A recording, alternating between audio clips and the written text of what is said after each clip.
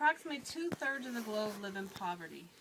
One such town in Ecuador, Lomas de Sargentillo, is a typical town just as that.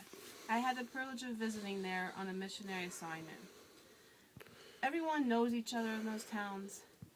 Each person that does go out to work will work a 12-hour day and on the average make only $2 a day.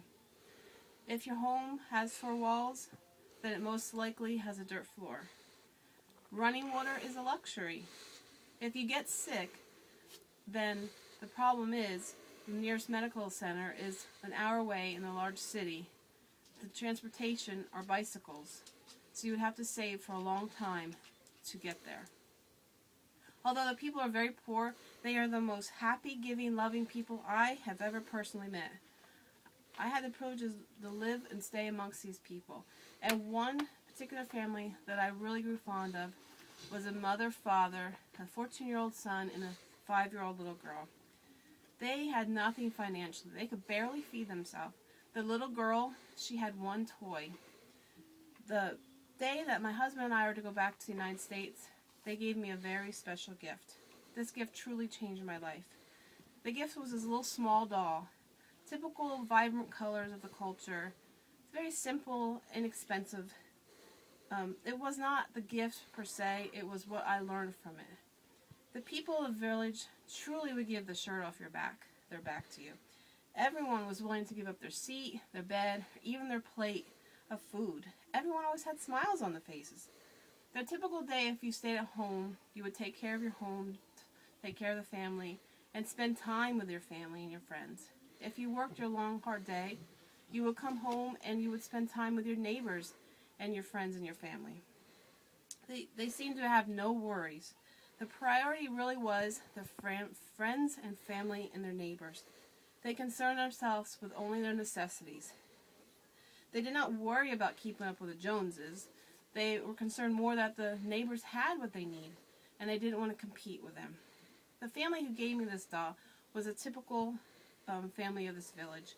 They always looked out for others more than themselves. They worked hard to support themselves, but never neglected their family.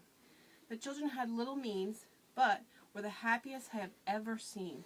They truly had great love for each other. The moment I looked at the doll, I just cried. I thought about how the little girl had one toy. I thought about how the dad most likely worked most of the day to buy this gift. I thought about how I personally had so much more financially than I ever would hoped for. At that moment, that little doll truly changed my life. I realized that money does not buy happiness, although I know that I need money to support myself and my family.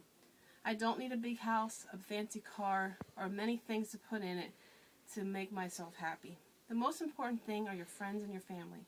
Having time to spend with those you love, that's truly more than anything could ever buy. I realize that the more things you have, the more work it creates, the more it takes time away from your family. As I headed back to the United States, I promised myself I would never forget the meaning of this gift. I will never forget Ecuador, the beautiful land, but most of all, the beautiful people. I continue to instill in my own life those values that I learned. I also try to instill in my children's life the most important things in life.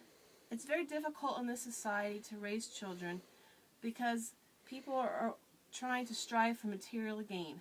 I try to teach them a balance, that we need to work hard and provide for our families, but the most important thing is to have time with our families. Money does not make you happy. What makes you happy is spending time with those you love. Having time to spend with them is truly what makes worth living. If someone ever gives you a gift, just stop and look past the actual physical gift. You might be surprised. The gift might be actually more than you can see.